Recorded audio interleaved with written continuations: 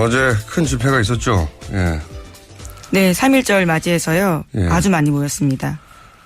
양쪽에서 많이 모였는데 가장 이해가 안 가는 게 저는 이제 이 기독교 단체들이 나와서 구국 기도회를 성조기를 들고 네, 성조기뿐만이 아닙니다. 또 뭐 들었어요? 예, 이스라엘 국기까지 나왔다고 합니다. 이스라엘 국기 제가 뉴스공장에서 한번 얘기한 적이 있는데 들으신 건지요? 예, 나왔습니다. 뉴스공장에 들으셨는지 모르겠네요. 네, 켈빈파들이 많으니까 다음에는 프랑스 국기도 들고 나오실 기대하고 트럼프 대통령 얼굴도 거기 프린트에서 나오신 분들. 이게 한국 기독교가 이제 차별, 막말의 상징이잖아요. 세계적인. 기독교가 트럼프를 지지한다는 건 도저히 이해가 안 가는데 어쨌든 트럼프 얼굴, 박정희 전 대통령 얼굴, 성조기, 태극기, 이스라엘 국기 들고 3.1운동을 기념하기 위해 나와가지고. 예, 독립을 기념하는 날이죠. 네. 네. 나와서 박사모 전 회장이 그 집회를 이끈다는 게 군복을 입고. 야, 이거 하이브리드 합니다. 저는 이 관통하는 게 뭔지 모르겠어요, 도대체. 아, 참. 어제 집회 있었던 이야기 좀 짚어주세요. 네, 어제 소위 태극기 집회에 김평우 변호사가 나왔습니다. 저는 태극기 집회라고 부르는 건 태극기에 대한 모독이라고 생각해요. 네네. 그래서 소위란 말을 붙이긴 했는데요. 아니, 친박 집회라고 하죠. 예. 네. 결국은 박근혜 대통령을 살리자는 거잖아요. 친박 집회라고 하죠. 예. 네네. 그럼 친박 집회라고 말씀드리겠습니다. 태극기라는 프레임으로 그것이 꼭 대한민국을 위한 길이라고 그렇게 프레임을 짰는데 자꾸 태극기 집회라고 불러주는 건 말이 안 된다고 봐요. 네, 그래서 어제 많은 분들이 3.1절임에도 불구하고 태극기에 다는 게 꺼려져서 안 달았다라는 이야기 하시더라고요. 아, 그게 태극기가 무슨 순환입니까, 이게. 예. 어쨌든, 자, 전해 주십시오. 네, 어제 친박 집회에 김평우 변호사가 나왔는데요. 촛불 집회 참가들에 대해서 이렇게 말했습니다. 복면 쓰고 나타나서 붉은기 흔드는 어둠의 자식들이라는 막말을 했고요. 심지어 탄핵 심판 결과에 승복하는 사람들은 북한 인민일 거다라고 말했습니다. 어제 일관되게 나온 얘기가 이제 공산당 귀신이라고 했던가요? 네, 공산당 귀신을 물리쳐달라고 하고, 저는 한기총, 그리고 교회연합이었던가요? 그런 분들이 여기 나와서 집회하는 게 저는 이해가 안 가요. 오프닝에서도 얘기했지만, 복면을 쓰고 붉은 길을 흔드는 어둠의 자식들. 이분은 2002년 월드컵 때도 이런 생각했을까요? 붉은 알마들 이렇게 했는데 사실은. 아, 이해가 안 갑니다. 심지어 복면도 쓰지 않았고 붉은 길을 흔드는 사람도 거의 없었던 것 같은데요. 북한의 짓이라는 거죠. 계속 주장하는. 예. 전 국민의 80%가 이제 공산당이 되는 거예요. 이렇게 되면 이분들에 의해서. 3.1절하고 박근혜 대통령하고는 정말 거리가 멀어요. 생각해보면.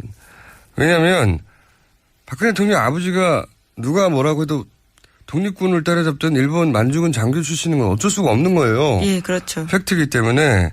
그리고 이제 그 임시정부 적통을 사실상 부인하는 국정교과서를 이번에 만들었잖아요. 그 위안부 합의 당사자들도 몰래 해가지고 원래는 가해자 일본하고 이제 위안부 할머니도 몇십 년간 싸웠는데 지금은 우리 정부가 일본 대신에 싸우고 있잖아요. 예, 그런 모양 됐죠. 3.1절과 가장 먼 대통령입니다. 거기에 근데 이런 기독교 단체하고 같이 모여가지고 공산당 귀신 물러가라고 한다는 게 이해가 안 가요. 도저히 이해가 안 가는데. 박근혜 대통령이 기독교인도 아니잖아요. 예. 더 따져볼까요? 오히려 기독교 관점에서 보자면 이단 중에 왕 이당, 영세교 교주하고 가까웠지 않습니까? 네. 아, 참. 이해가 안 갑니다. 이게 군복을 입고 박사모 회장이었던 분이 구국기도의 단상에 올라갔잖아요. 이거는 정확하게 70년대 박정희 시대에 최태민 씨가 군복 입고 구국선교단 할 때 그 모습 그대로예요, 이게. 예, 70년대로 돌아가 버린 거예요. 비유가 아니라 똑같잖아요. 군복 입고 흑기 들고 기독교를 끌어들여가지고 단상에 올라가서 공산당을 물리치자고. 그러나 실제로는 정권 유지를 위해서 했던 거란 말이죠. 50년 전에 벌였던 일이 똑같이 벌어지고 있는 거예요. 예. 한 가지만 더 지적할게요. 한 가지만 더 지적하면, 저는 왜 이게 아무도 지적 안 하고 있는지 모르겠는데, 이 구국 기도회 단상에 이제 박사모, 전 회장이었던 분이 올라간 게 탄기국. 네. 네네. 탄기국의 대변인이거든요, 이분이. 네, 대통령 탄핵 기각을 위한 국민총궐기 운동본부 네, 줄임말이죠. 네. 그 탄핵 반대하는 집회 탄기국의 대변인을 박사모 전 회장이 하는데, 이 대목을 아무도 지적하지 않는지 모르겠는데, 탄기국의 그럼 공동 대표는 누구냐. 한 분은 권영애 씨. 기억하실지 모르겠는데, 30대까지는 잘 모르실 수도 있어요. 왜냐면, 이게 90년대 말이었으니까. 안기부장. 네, 안기부장 출신이에요. 예, 이분이 저 북풍, 초북풍. 예. 그러니까 돈 주고 총 쏴달라고. 예, 북한에 돈을 주고 총 쏴달라고 했던 사건이 실제로 있었어요. 상상하기 힘든 사건인데 정말로 우리 정부에서 북풍을 일으키려고 선거에서 당시 이해창 그다음에 김대중 전 대통령이 붙어서 천 거죠. 근데 이제 북풍이 필요하니까 북한에 돈을 주고 총을 쏴달라고 안기부에서. 그러니까 그 사건의 책임자였거든요. 그래서 조사를 받다가 이분이 이제 문구용 커터칼 있잖아요. 조그만 거. 예. 아주 조그만 겁니다. 그걸로 배를 살짝 자해하셔가지고. 그런데 이분이 기독교 장로예요. 여하간 국정원이죠. 지금의 전신. 그분이 지금 탄기국 국정원 전신 오비죠. 오비. 국정원 오비. 그분이 회장이고 또 한 분 정광택 씨가 또 회장이거든요. 전 이 대목은 더욱 의구심이 드는 대목인데 정광택 씨는 누구냐면 태원 영화사 있지 않습니까? 정태원 씨 유명한 영화판에서 이 태원 영화사가 김기춘 전 비서실장이 블랙리스트 만들면서 애국 영화 만들어야 된다고 화이트리스트. 그래서 이제 정부가 이 애국 영화를 지원해 줘라.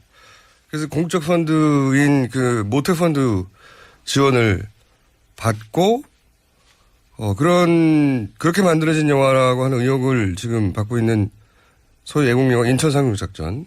여기는 KBS가 한 30억 정도 투자했던 걸로 알아요. 네네. 네. 이걸 큰 돈을 벌었어요. 예. 그 영화사 대표의 부친이죠. 예. 이 대목을 왜 언론 주목 안 하는지 모르겠는데, 그전에는 뭐 아이리스 드라마 유명했던 국정원이 투자했던 영화죠. 예. 이런 분들이 탄기국의 공동대표거든요. 그러니까 뭐 컨트롤 타워가 누굴까, 자금은 어디서 나왔을까, 이런 의구심을 가질 때 이런 회장분들이 누군지 따져봐야 되는데 이런 얘기가 전혀 없어서 짚어봤습니다. 저는 주목하고 있습니다. 그리고 또 무슨 일이 있었습니까? 네, 어제 박 대통령 대리인단인 조은영 변호사도 말을 했는데요.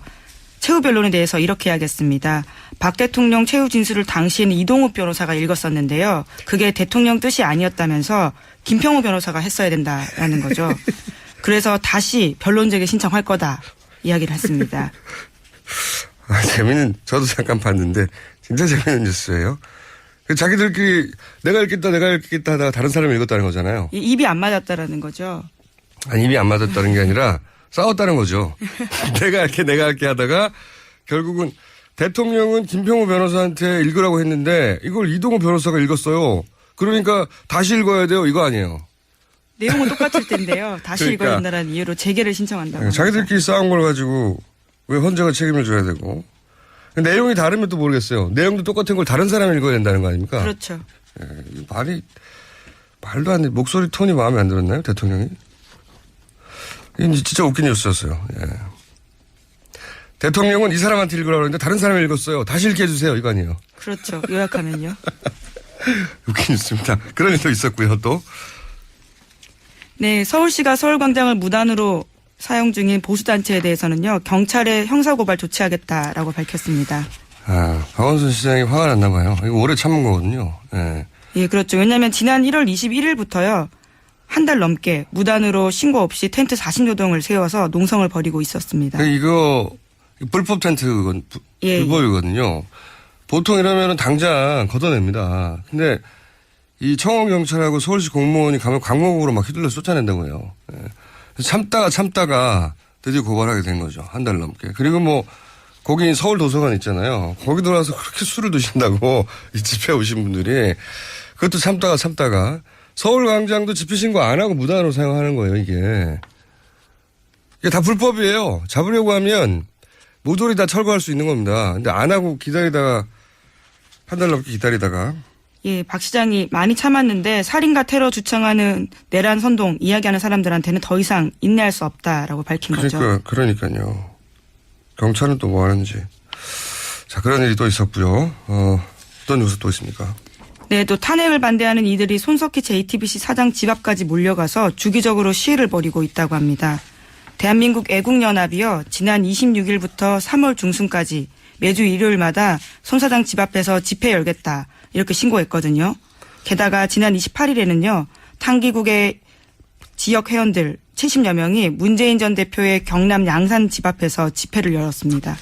이게 주택가거든요. 완전히. 문재인, 손석희 이런 분들 그냥 집 앞에 사는 거거든요. 이게 무슨 광장도 아니고 거리도 아니고 사람 사는 동네. 물론 집회가 신고제이긴 하지만 주택가 안에서 골목에서 이거 하는 거거든요. 예? 네, 생활평온이라는 이유로요. 금지할 수 있습니다. 얼마든지 경찰이 개입할 수 있는데 안 하는 거예요. 이것도. 예. 마찬가지로 지금 뭐 방맹이 들고 휘두르고 이런 것도 제재할 수 있는데 안 하는 거거든요. 지금 경찰. 참네. 제가 운영하는 그 사무실 앞에도 이미 몇 주째 이분들이 오셨어요. 오셔가지고 제가 한 번은 그 앞에 이제 어르신 한 분이 이제 집회를 준비하고 있길래 제가 왜 오셨냐고 가서 이렇게 물어봤더니 김어준 잡으러 왔다고 저한테. 정작 못 알아본 거죠. 그래서 김어준 왜 잡아야 되냐고 했더니 나쁜 놈이라고. 그래서 막 저를 설득해가지고 거의 설득됐어요 제가. 저는 이런 스트레스는 안 받는데 이 주택가 앞에서 이러면 주민들도 괴롭고요. 완전 주택가기 때문에 주택가 골목 안에서 하는 거라 이거 막을 수 있는데 안 막는 겁니다. 이런 일이 계속 벌어지고 있습니다. 자, 저희가 갑자기 전화가 한 군데서 와가지고 잠시 후 민의를 할 텐데 뉴스 한두 개 정도 읽을 수 있을 것 같습니다. 네, 특검 수사로 드러난 13개의 거짓말이 있다라는 중앙일보 보도인데요. 13명에게 위증죄까지 적용했습니다. 거짓말 내용들을 좀 보시면요. 김영재 의사 같은 경우에는 청문회에 나와서 대통령 안면 시술한 적 한 번도 없다 이렇게 말했거든요. 그런데 특검 수사 결과 오해했다라는 거고요. 그것도 특정 기관의 오해고 그렇죠. 본인이 밝힌 것만 오해. 밝힌 것만 그렇습니다. 보톡스 했다는 거죠. 보톡스. 얼굴 시술. 그러니까 대통령 얼굴에 뭔가 주사나 뭘 댔다고 하는 사람 아무도 없었어요. 근데 이제 줄줄줄 나오고 있는 중이죠. 그리고 또 13개가 뭡니까? 정기환 교수 같은 경우에도요. 한 번도 시술한 적 없다라고 했지만 3회 시술했다라는 게 드러났고 뉴영스 리프트 시술을 계획했다. 뉴영스 리프트. 예, 주름을 개선하는 시술 같습니다. 그래요? 아니 영스 리프트면 모르겠어요. 근데 뉴영스 리프트는 뭡니까? 아마 영스 리프트가 이 김영재 의원 쪽에서 했던 시술인 것 같고요. 거기에 자기가 뉴자를 더 붙인 게 아닌가 짐작이 됩니다. 좀 웃기네요. 영하라고 하는 거에다 또 뉴를 붙이니까. 어쨌든 이분들이 저 때 안 했다고 그러다가 청문회 나와가지고 특검에 가서는 이제 했다고 몇 번씩은 인정했고요. 그리고 이임순 교수 같은 경우에도 박채윤 씨 전혀 모른다. 서창석 교수한테 소개한 적 없다. 이렇게 말했거든요. 하지만 박채윤 씨와 서창석 교수가 알게 된 건 이임순 교수 소개 덕분이라고 합니다.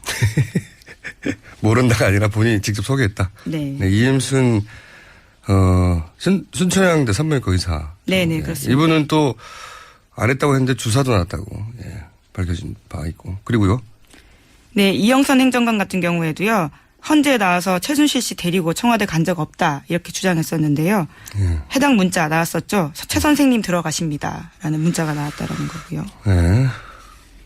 네. 이렇게 간단하게 밝혀진 거짓말만 지금 정리한 거군요. 근데 또 빨리빨리 해주세요. 네, 13개 모두 하는 걸로. 예. 간단하게 이름과 뭘 했는데 아니었다. 네네. 최경희 전 총장 같은 경우에는요. 최순실 씨 만난 게 2번이 전부라고 했지만 거짓말이었고. 예, 그것도 거짓말이고요. 남궁곤 전 입학처장 같은 경우에도 면접관들에게 영향 미칠 만한 행동 한 적 없다.